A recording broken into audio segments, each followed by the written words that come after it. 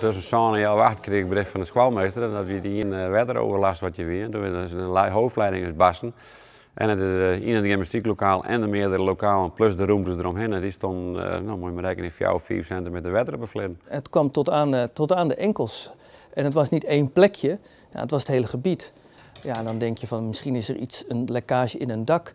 Maar het stroomde letterlijk naar beneden.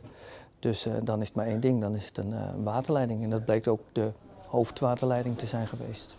Boeken, schriften, knutselwerkjes en gymspullen. Alles is dweild terug wierd. Met name de kleutergroepen zitten beneden en daar zijn poppenhoeken zijn beschadigd. Een leuk kraampje wat de kinderen hadden, dat is allemaal van hout, daar is het allemaal ingetrokken.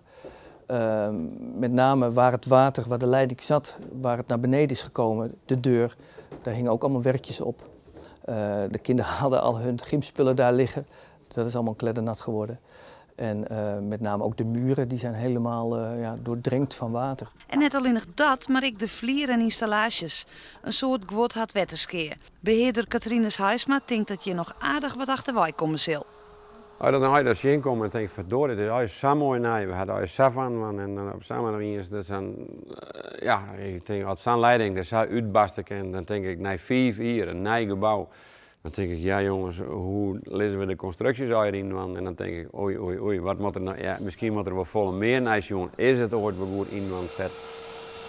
Ik heb Bacolade goed inlicht en die zal misschien met de installateur of de dingen zeggen van nou, jongens, ik ken er nog meer gevallen van wezen. Wat geven we het aan? Moeten we het nice en zullen we het net? Nee, maar dat leidt eigenlijk bij de verhuurder Aqualade.